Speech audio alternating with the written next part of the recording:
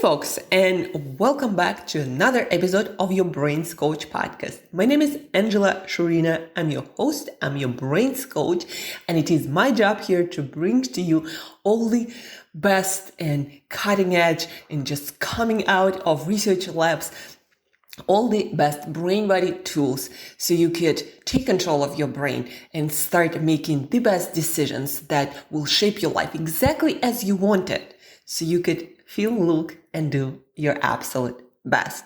Today, folks, I named this podcast episode It Will Blow Your Mind, because what's coming out now out of research labs, if you start thinking deeper about that, if you start applying that into your life, you'll feel like a true creator of your life, or at least a true conductor of your brain and what's happening in your life. Because from my experience working with clients as a coach, very often my clients would tell me something along the lines that they feel that their brain has a life of its own. Like they have some goals, whether that's health, business, relationship, etc. But then the brain does its own thing, and you take different actions, and obviously you get different kind of results, not the ones that you wanted. It's like the brain has its own agenda. Well, actually, the brain has one agenda: to help you survive, thrive, be successful.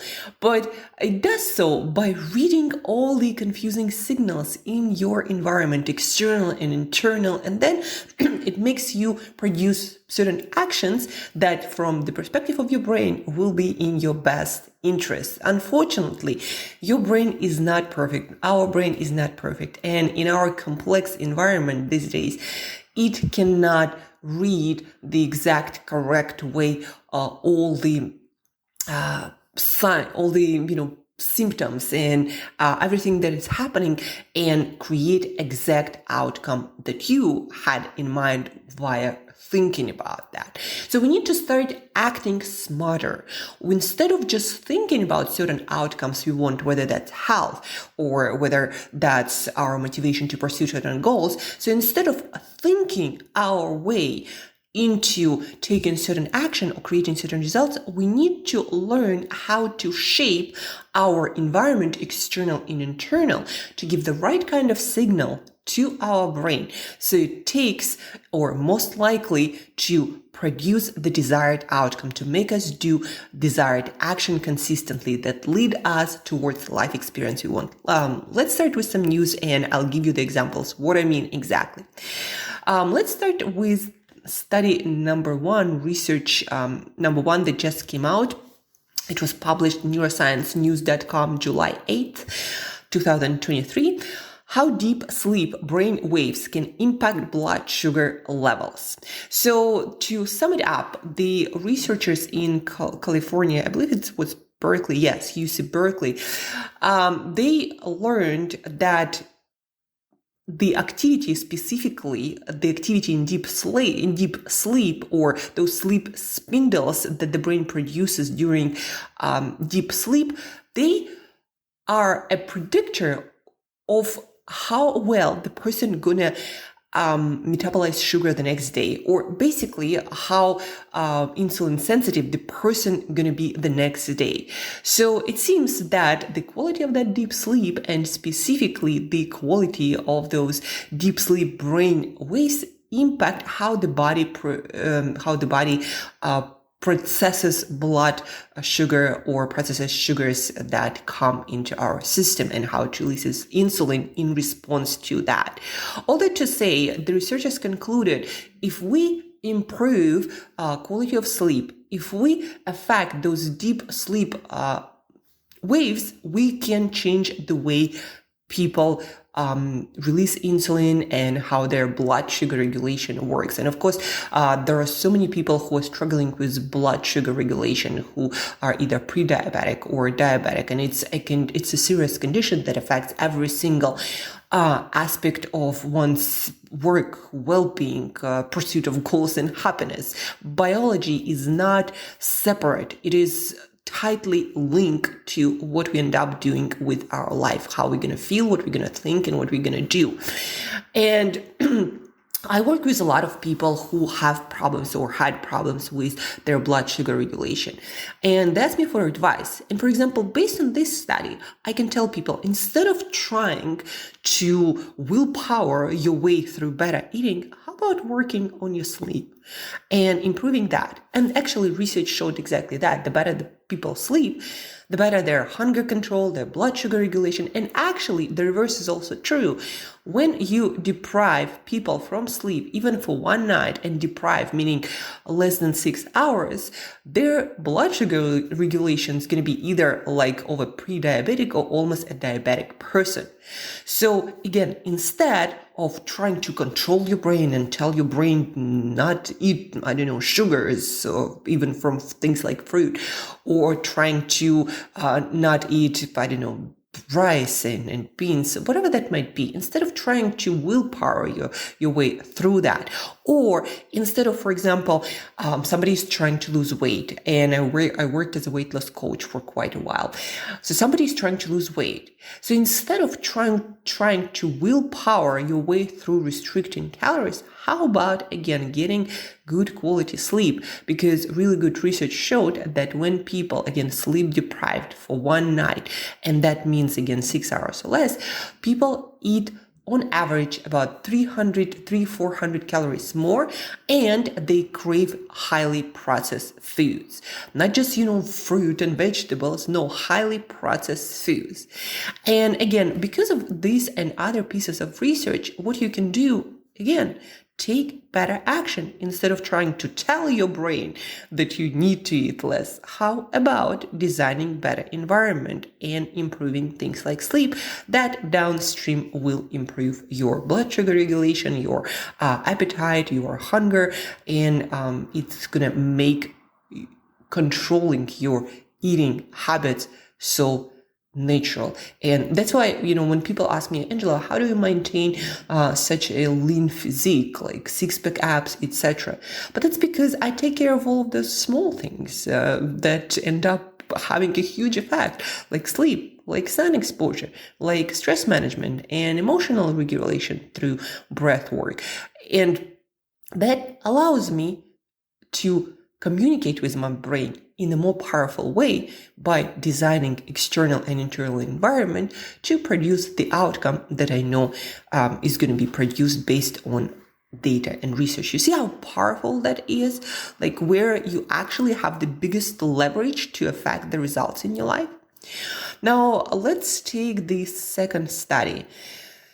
That is about immune system. It was published July 12th, neurosciencenews.com. And so what research found, that research was in mice, but they speculate it's exactly the same in humans. So immune system, the title again, our immune system might help guide behavior. So what they found is if immune system senses something threatening to our life, for some reason, something triggers your immune system. They did the research with mice and specific protein that is found in eggs.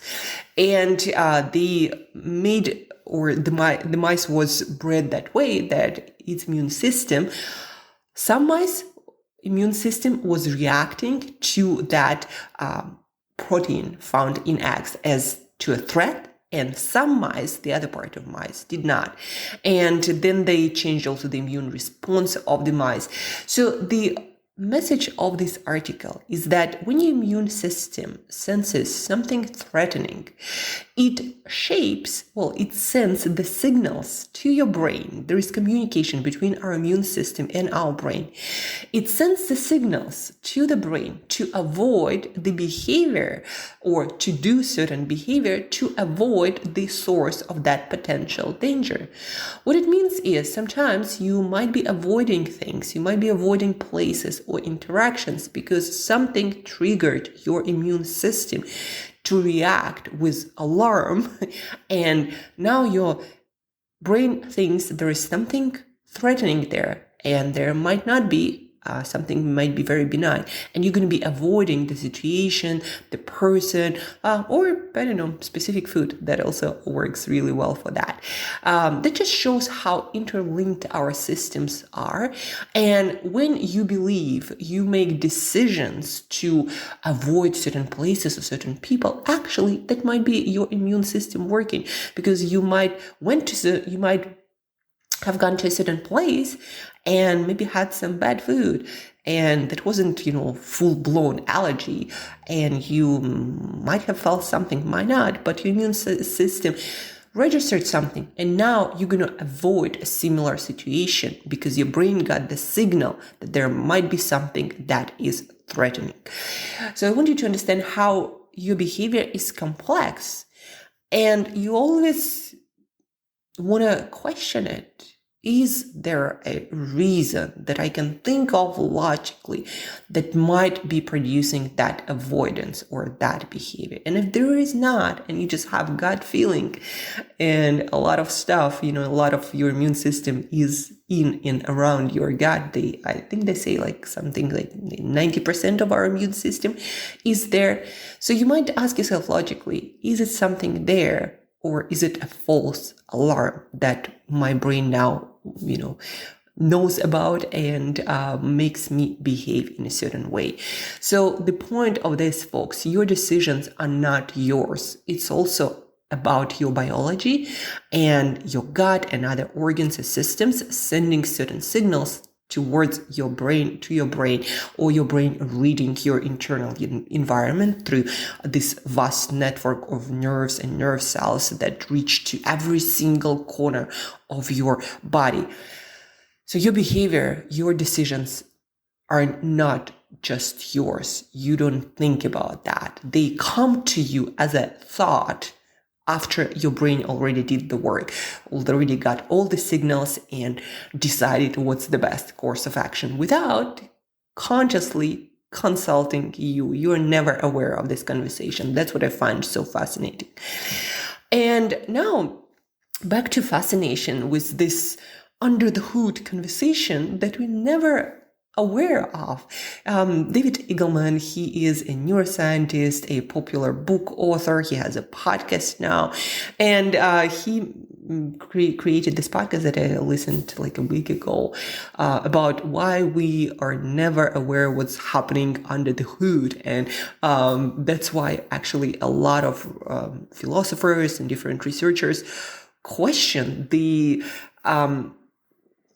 our ability to make decisions. It's kind of like they arrive to us after the fact, and we think we make decisions, but in most cases, we do not make any decisions. Everything has been decided before we even had a chance to have a thought, to have any saying. And that's why, again, free will is really under the question among a lot of researchers. So, back again to this fascination that we are not aware of what's happening under the hood, but the beauty of human being, you can decide to shape your environment even when it feels uncomfortable. Yesterday, I was listening to a podcast with Anna Lemke. She is a Stanford neuroscientist, and she was on Hidden Brain podcast talking about addiction. She is a researcher and an expert in addiction. And they were talking a lot about dopamine on this podcast, and there is part 2 coming. But the basic idea that I was really fascinated with is Anna explained it really well, that dopamine system is designed to, in a way that we feel discomfort, we feel dissatisfaction, that is designed to be there to make us go out there and satisfy our usually biological needs, but also we have other needs, like social connections, etc.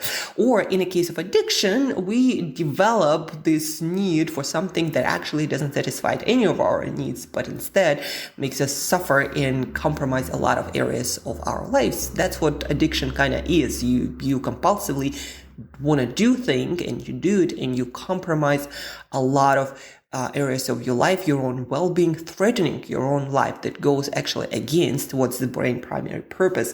And that's what's so strange, weird, and life-threatening about addiction is. But anyhow, so Anna Lemke shared this thought, this notion that we understand now, that dopamine system is designed to create the dissatisfaction, to create craving, almost, to take certain action to satisfy our needs. Like, for example, when you are hungry, you are motivated to go and seek out food. Or when you are thirsty, you are motivated to go and seek out water. If you lack social connection, you're going to feel that craving, that loneliness, and you're going to be motivated to go out and seek out social interactions. Things can go wrong, though, in our modern environment. What I'm specifically interested in is that our dopamine system still works that way, but there's so much easy satisfaction in our world that a lot of people start struggling with motivation for the things they need to get done. As a coach, I work with motivation with people, helping people to learn how motivation works and how to increase it and improve it all the time, because motivation is the energy, is the drive to act. And without it, without that dissatisfaction and hunger to take action, you're not going to be taking action consistently, especially not challenging action. And so, based on what Anna Lemke does and what I learned from her, and she came out with a book quite some time ago, Dopamine Nation. I highly recommend this book. So the takeaway from all of that, dopamine works the same way. It creates this dissatisfaction with how things are. Like, for example, you have a business goal and you're dissatisfied, maybe with your income, maybe with your status as a professional or as a business owner. There is this dissatisfaction, right? The dopamine created dissatisfaction, and you are motivated to go out there and change things. But imagine now that dissatisfaction, you can actually raise dopamine in your system by entertaining yourself or by eating highly palatable, highly rewarding, ultra-processed foods with a lot of calories and sugar and fat and flavorings. They also boost your immune system. Then you watch some Netflix. Then you go and entertain yourself, maybe going out, to a club or doing some entertaining activities that do not contribute to your goal of building your business. And so, but now you feel good, and a lot of the dissatisfaction is gone. Now you still feel that you haven't achieved the goal, but that dopamine dip is not there anymore. You're in a more satisfied state. And now your brain got the signal, well, there is no need. We kind of are satisfied with where we are. And then the person might feel like they are not motivated to take action towards more challenging business goals. And that's why when I work with clients, based on work of Anna Lemke and others who study dopamine, when I start working with motivation for hard, challenging actions in business or fitness, or when people are trying to lose weight, I tell them, just remove easy satisfaction sources from your life. Yes, it's gonna suck. You're going to feel very dissatisfied with how things are. But it's exactly the kind of dissatisfaction that's going to drive you, push you into action to pursue your goals and change things. That's why I also do not allow myself to just distract myself when I'm going through a challenge in my business or in my personal life. Health, I haven't gone through any challenges for a while, thanks God. But when I'm going through a challenge, I do not allow myself to distract myself with some easy social interactions or Netflix or food. I let myself to sit, I make myself to sit in this discomfort. Sometimes I even make it more discomforting by doing things like taking cold shower, cold exposure, and going on fast. I make it even more discomforting. And then I have so much drive to get out there, take action, and make things happen. Then I sometimes question, like, where do I get that much motivation? And no matter how hard things get, I'm still motivated to get up every single day and get the necessary things done. That's because I removed that opportunity to take the edge off, to take dissatisfaction off. And what, again, Anna Lemke and other researchers show us, that's exactly the kind of state and condition you need to be in order to feel motivated to go and hunt and pursue your goals and change things. Again, the problem is, in our society with easy sources of satisfaction, what happens is people just take that edge off and they're kind of satisfied with, just stuff. And that's why there is no motivation, no drive to pursue harder things. So if you want to increase your motivation, I have a really easy recipe for you. Eat boring meals, remove entertainment from your life. And guess what, folks? You're going to be left with that dissatisfaction. And the only way out is going to be hard work. And that's when you're going to start exercising and taking steps towards your business development. And if you're dissatisfied with your relationship, that's where you're going to start taking harder actions, building deeper connections, relationship, friendships, etc. That's when you're going to start learning and improving until you get the satisfaction from that hard work that needs to be put in order to change things that actually matter, like your relationships, your business, or your health. So do not try to escape the pain and dissatisfaction. Instead, let it fuel the pursuit of goals that actually matter. I hope, folks, that is making sense. And back again to the sources, Anna Lemke and other neuroscience research, Dopamine Nation, pick up the book. Learn more about dopamine. Reading about addiction helped me to understand dopamine system better and help me to create better addictions, so to speak, the ones that actually serve my long-term well-being and quality of my life. I might not be always the happiest person, I might be looking more serious than a lot of other people, but you know what? My life is moving in the direction I wanted to move, even though, again, very often I do feel that dissatisfaction and that pain. But, my goal is not to become a comedian, so it might be a good thing that I have that more, dissatisfied vibe in my life, often pursuing goals. Anyhow, to cut the long story short, folks, if you lack motivation, the way to get more of it isn't to listen to some motivational speakers and videos, even though it also helps and works, because your mind is driven by the words of others, by the messages, by the pictures. But if you want long-term motivation, you gotta just learn how to sit with the discomfort, remove easy satisfaction sources, and that's how you get down to work. You eliminate all the other options, but to get the pleasure, the satisfaction from achievement of your goals. That's why also a lot of leaders, thought leaders, a lot of business leaders, leaders in all the different areas of life and business and sports. That's why you see them very often eliminating a lot of that, easy satisfaction sources. You see them doing the hard stuff, because that hard stuff teaches you to get that satisfaction from hard work, from this, again, almost painful experience. And if you want your motivation to last, that's exactly the tool you need. So remove all the sources of entertainment, of easy satisfaction, and your motivation for doing hard stuff gonna skyrocket. I promise you that, folks. It's based on the best research and neuroscience that we have at the moment. And it works. I worked with a lot of people, tens, I'm not sure how many hundreds, definitely over a couple of hundreds over the course of more than 12 years of my career.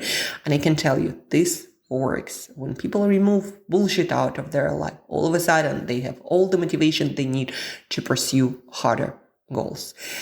That's about it, folks. I hope you found this episode mind-blowing. And now, from sleep quality to questioning your decisions that might be the result of your immune system working under the hood, to removing sources of easy satisfaction to build up dissatisfaction and that fuel that's going to drive you.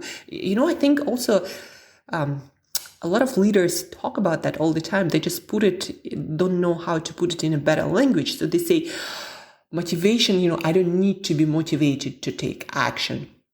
I just get it done. I have a routine, I have a rule.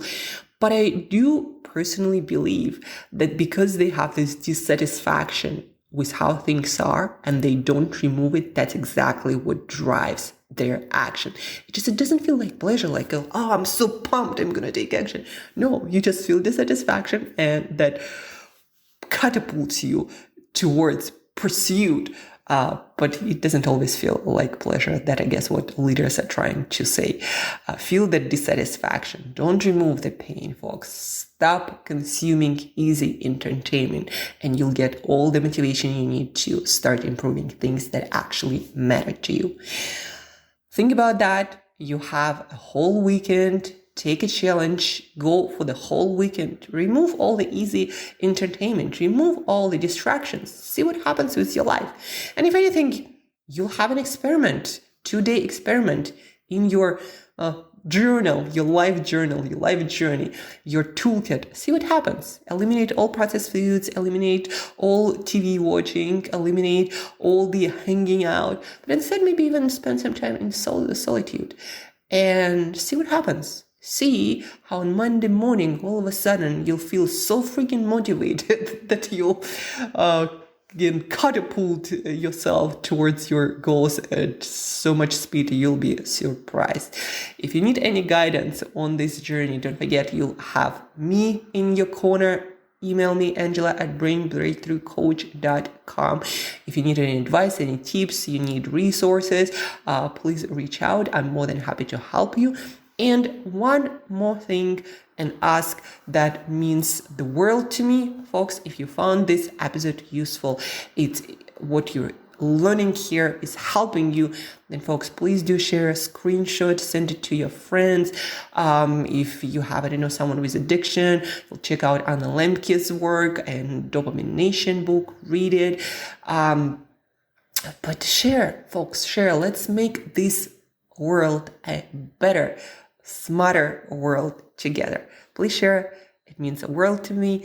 Do the experiment. Embrace the suck, using the words of Rich Davini, former Navy SEAL commander who I interviewed for this podcast as well. And till next time, just don't remove that dissatisfaction, folks. Stay in it. See what happens to your motivation. And don't forget to share. Have an awesome weekend.